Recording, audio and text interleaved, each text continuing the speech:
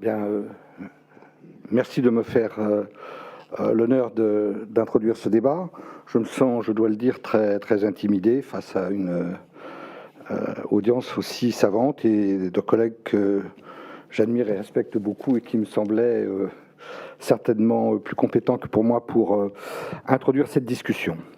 Alors, la question que vous avez posée est est-ce le temps de la guerre ou celui du dialogue? Est-ce le temps de la guerre, c'est-à-dire celui des diplomates, dans votre intitulé, ou du dialogue? Alors, je ferai deux commentaires sur ce titre, très brièvement. D'abord, le mot guerre, je crois qu'il est tout à fait inapproprié. C'est le langage que veulent nous imposer certains groupes musulmans extrémistes.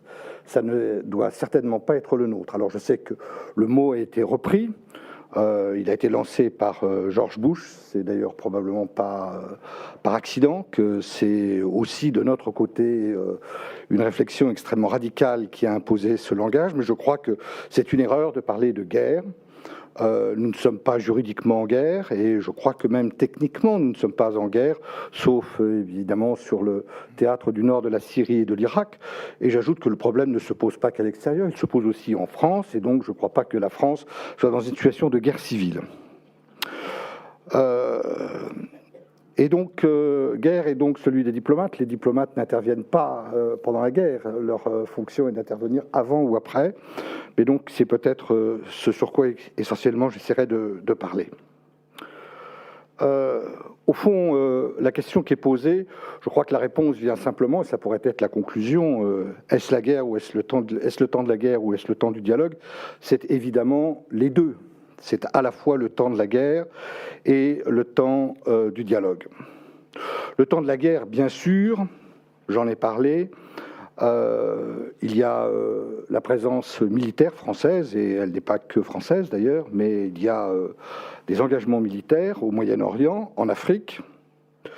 Je crois que tout le monde est conscient que cette dimension militaire, si elle est malheureusement inévitable, ne réglera pas le fond du problème, ou ne réglera pas tout le problème.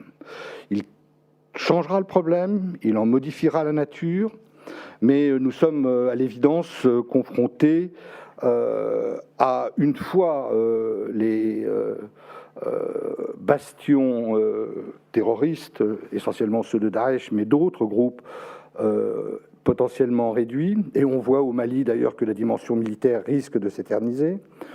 Une autre forme de lutte, évidemment, appartiendra, une lutte plus diffuse, et nous serons confrontés à une nébuleuse extrêmement violente, animée des mêmes sentiments, mais dont les modes d'action seront différents et pour lesquels la réponse ne sera plus fondamentalement militaire. J'ajoute que cette dimension militaire pose aussi la question de la durée de l'engagement. On voit sur le cas malien que, là encore, au-delà des aspects de société, il y a de considérables problèmes politiques qui se passent après la dimension militaire. C'est évidemment ce qui nous attend en Syrie et en Irak également. Mais cette action militaire, si elle ne réglera pas le problème, est évidemment un préalable pour faire face à ce qui menace sérieusement nos sociétés.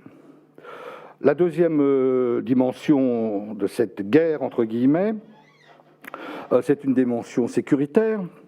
Et là, je crois qu'elle concerne essentiellement nos sociétés à l'intérieur, mais aussi la coopération que nous pouvons avoir avec des gouvernements qui sont inscrits en totalité ou partiellement dans la même logique que nous. Il y a un aspect de répression, évidemment. Il y a un aspect d'action post-répression, et notamment ce qu'on appelle la déradicalisation. Et puis, il y a un aspect de prévention. Sur ces deux aspects, je crois que les responsables sécuritaires ont véritablement besoin de clés de compréhension. Et ces clés de compréhension, elles ne viendront pas de fonctionnaires, elles viendront de gens qui seront capables d'expliquer pourquoi et comment ces gens se sont radicalisés et quel type de discours serait de nature à les faire évoluer. La question d'ailleurs n'est pas qu'une question je dirais, idéologique. C'est aussi, je crois, on doit le reconnaître, et c'est une dimension relativement importante dans les actes de terrorisme dont nos sociétés sont victimes. Je crois qu'une forme de pathologie se mêle à l'idéologie. Ceux qui commettent ces actes sont, pour un certain nombre d'entre eux, des gens qui sont, à titre personnel, sujets, à l'évidence, à des troubles qui sont de nature presque pathologique. J'aurais tendance à penser dans ce contexte à un livre de Joseph Conrad qui est tout à fait remarquable. Je m'excuse pour ceux qui l'ont lu, ça s'appelle L'agent secret, The Secret Agent. Ça se passe en 1880, dans un contexte historique complètement différent, avec des acteurs qui sont complètement différents, parce que ce sont des nihilistes venant d'Europe centrale et installés en Angleterre, et ils décident de faire un attentat qui serait un attentat majeur, une espèce de 11 septembre, et ils choisissent de faire sauter l'horloge de Greenwich, parce que ce serait un impact mondial, il n'y aurait plus d'heures de référence qui seraient à disposition de tous les acteurs économiques. Et ils choisissent pour faire cet acte un simple d'esprit. Et le roman décrit de façon admirable comment un être extrêmement simple ou frustre se fait manipuler par des gens qui, eux, ont réfléchi à leur objectif, mais ne sont pas déterminés à passer à l'acte avec les dangers que cela implique. Deuxième, donc la guerre inévitable, mais bien sûr le dialogue nécessaire. Je crois que quand on parle de ce dialogue, il y a un certain nombre de questions se posent. D'abord, la première, c'est avec qui dialoguer ? Et j'ai le sentiment que dans ces sociétés musulmanes, il y a une sorte de continuum. On n'a pas un choix aussi binaire que être musulman ou djihadiste, ou occidentalisé et djihadiste. Il y a véritablement un continuum dans la pratique et la façon dont les gens vivent leur foi. De la foi à la piété, de la piété à une forme de bigoterie qui débouche vers du fondamentalisme et puis du radicalisme et du terrorisme. Et la question qui se pose, c'est avec qui dialoguer ? Où mettre le curseur ? Est-ce qu'il y a bien évidemment des gens qui sont totalement exclus d'eux-mêmes de toute possibilité de dialogue ? Ceux qui sont engagés dans un terrorisme et dans des actes de violence et de destruction de l'autre. Mais avec les autres, ce qui est au milieu, où et comment commencer à discuter ? Je crois que c'est une question très importante et qui ne cesse de se poser. Et je crois qu'on a, sur cette question du curseur, une approche beaucoup trop manichéenne, qui elle aussi d'ailleurs nous est imposée un peu par l'autre, c'est-à-dire les mouvements les plus radicaux. Et donc, il faut admettre, et cela a été bien développé, je crois, par le Pierre Druel, que même dans les milieux apparemment les plus conservateurs, voire les plus radicaux, il y a des comportements, des nuances, des réflexions, des interrogations qui ouvrent la possibilité d'un dialogue. Je pense à une anecdote dont j'ai eu l'écho quand j'étais en Égypte, à travers une chercheuse qui travaillait sur le syndicalisme en milieu, dans la banlieue ouvrière du Caire, à Metralal, où l'essentiel de l'industrie, le tissage et de vêtements. Et à sa grande surprise, parce que ce n'était pas du tout l'objet de sa recherche, elle a découvert que, au fond, les mouvements syndicaux étaient largement contrôlés par les frères musulmans institutionnellement, les frères eux-mêmes.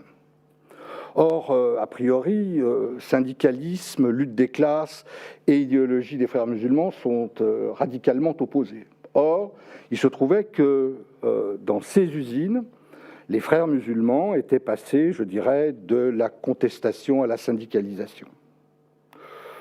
Autre anecdote recueillie par cette chercheuse, et qui montre là aussi que les comportements individuels, au niveau des individus, au sein de mouvements qui sont classés comme radicaux, peuvent être quelquefois surprenants.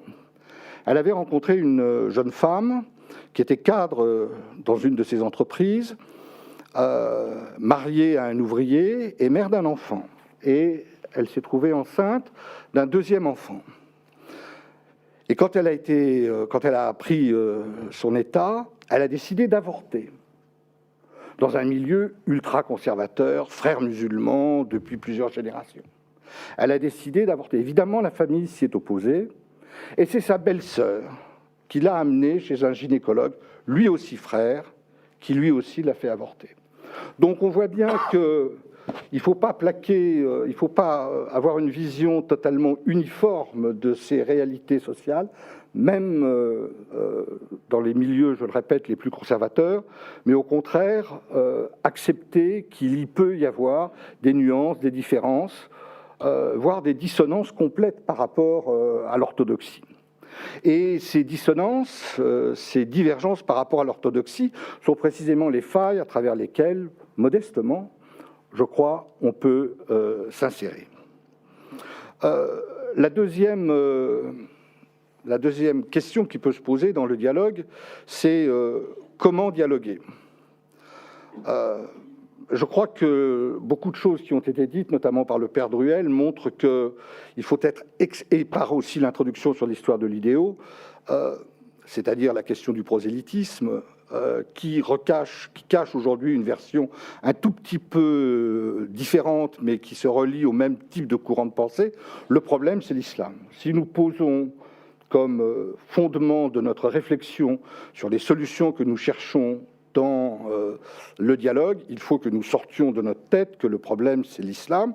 Le problème, c'est la façon dont l'islam est vécu ou promu par un certain nombre de groupes, mais ce n'est pas l'islam en tant que tel. L'islam se prête à de nombreuses interprétations. C'est une interprétation qui aujourd'hui prévaut, mais cette interprétation n'a pas le monopole des interprétations possibles. Et n'est pas nécessairement celle qui, sans discussion, s'impose. La troisième question qui se pose, c'est doit-on et peut-on dialoguer ? Ça, c'est aussi une question, me semble-t-il, importante.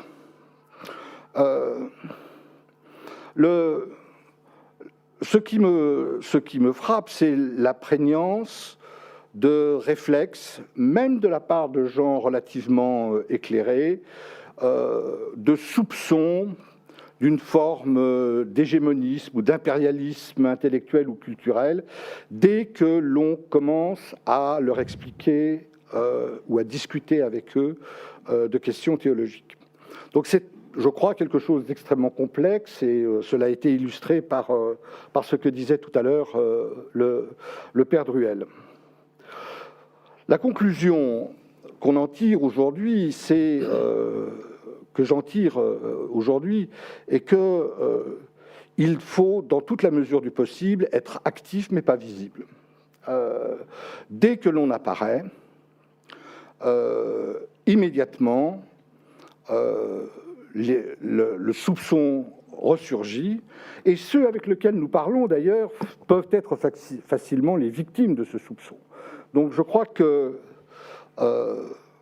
la discussion sur le fond est extrêmement complexe par définition, et elle est d'autant plus complexe qu'elle est, me semble-t-il, menée de façon très, très visible et très perceptible par ce qui est perçu comme, malheureusement encore, des chrétiens plus que des occidentaux. Au fond, c'est un peu la main invisible d'Adam Smith qui doit fonctionner, c'est-à-dire des moyens indirects et certainement pas des proclamations ou des déclarations d'intention. Alors, très brièvement, au fond, se poser la question de demain, parce que c'est celle qui nous intéresse. Et tout ceci a-t-il un sens ? Alors aujourd'hui, ça me semble-t-il un sens. D'abord parce que l'idéo me semble l'illustration du type d'institution dont nous avons besoin. Nous n'avons pas besoin de grosses institutions nécessairement. En la matière, small is beautiful. Je crois que d'énormes institutions avec beaucoup de visibilité, de gros moyens, vont immédiatement être perçus comme des chars d'assaut et une nouvelle croisade. Donc, en plus, ce dont nous avons besoin, ce sont d'institutions qui, comme l'IDEO, sont inscrites dans l'histoire et qui ont la perception de l'évolution de ces sociétés. Et quand même, je crois que ça n'a pas été dit, la question de 1956 a été évoquée, ça a été un séisme pour la relation franco-égyptienne, tout a disparu, sauf l'IDEO. Et ça me semble ne pas être un hasard. Si même de très belles institutions comme l'École française de droit du Caire, tout a disparu, sauf l'IDEO, et je crois que ça montre bien ça souligne bien la pertinence de ce type d'institution. Deuxième motif de prudent espoir, c'est quand même des évolutions dans les sociétés. Elles sont dans les sociétés musulmanes. Elles ne sont pas encore très visibles, elles ne sont pas nécessairement importantes, mais des petites lueurs s'allument. Au milieu du silence assourdissant des sociétés musulmanes qui rejettent la violence, et ce qui est quand même tout à fait surprenant, c'est que ces sociétés qui sont victimes, les premières victimes de l'agression des salafistes, enfin des radicaux et des terroristes, il y a beaucoup plus de musulmans qui ont été tués par le terrorisme musulman que d'occidentaux. Donc ces sociétés sont les premières victimes de cette évolution de la société et de l'apparition de tels groupes, et en même temps, elles manifestent une incapacité stupéfiante à ne pas y répondre, ou en tout cas y apporter une réponse strictement militaire et sécuritaire, et à être véritablement impuissante à développer un contre-discours qui soit à un niveau d'autorité, qui soit à un niveau totalement perceptible. Donc les pouvoirs, les sociétés me semblent incroyablement passives face à ce phénomène. Mais effectivement, je crois que l'on détecte de petits signes d'espoir, de manifestation, de rejet de l'évolution récente des sociétés musulmanes. Et puis, dans les institutions, il y a aussi motif d'espoir. Je crois que le Cheikh Tayeb en est l'illustration. On avait tout à l'heure la photo de Cheikh Tayeb avec sa sainteté. À titre personnel, j'avais rencontré Tantawi, c'est-à-dire le prédécesseur de Cheikh Tayeb, et je lui avais parlé du dialogue interreligieux. Il m'avait répondu « Oh, c'est formidable le dialogue interreligieux, ces jeunes qui partent pique-niquer pendant le week-end, ces équipes de basketball, ces rencontres sportives, tout ça est extraordinaire. » Je dis « Mais le dialogue interreligieux dans le fond, ah non, surtout pas, là nous ne pouvons pas parler les uns aux autres. » Et la même question posée à Tayeb, sans que j'aie à lui poser la question du dialogue interreligieux, a été de dire tout ce qui est anecdotique n'a absolument aucun sens. La seule chose qui m'intéresse, c'est d'avoir un dialogue avec les chrétiens sur le fond. Parce que c'est par là que nous réussirons à mieux nous comprendre et à faire mieux accepter les différences. Alors, face à ce que nous voyons comme évolution récente dans le monde arabe, et dans le monde arabo-musulman d'ailleurs, qui donne l'impression d'une gigantesque déferlante en face de laquelle nous ne pouvons rien, et qui ne touche pas que le Moyen-Orient et que le monde arabe. Dans mon expérience récente du Sénégal, il est frappant de voir la société sénégalaise qui pratiquait un islam absolument tolérant et je dirais même de grande liberté personnelle. La société évolue d'une façon spectaculaire. Plus un Sénégalais n'ose boire de l'alcool en public. Le recteur de l'université de Dakar m'expliquait que quand lui-même faisait ses études, il y avait une jeune fille avec le foulard islamique, et c'était la curiosité de l'université. Tous les étudiants allaient la voir à la bibliothèque en disant d'où elle sort celle-là. Aujourd'hui, c'est probablement 40% des jeunes filles à l'université de Dakar qui portent un voile islamique. Donc, est-ce que c'est un combat sans espoir, une cause perdue ? Ou au contraire, est-ce que cette évolution du monde arabo-musulman est un épiphénomène ? Je crois que et ce sera ma conclusion, mais elle est toute personnelle, je crois que sur le temps court, on ne peut qu'être profondément inquiet, je dirais même probablement pessimiste, mais que sur le temps long, alors je ne sais pas ce qu'est le temps long, les choses sont différentes, mais proposer comme projet insurpassable de l'organisation d'une société de revenir au mode de vie de l'Arabie du VIe siècle semble à l'évidence, dans le long terme, mener à une impasse. Et comme le disait le frère Druel tout à l'heure, les musulmans ne sont pas idiots. Faisons le pari de l'intelligence pour tout le monde. Merci.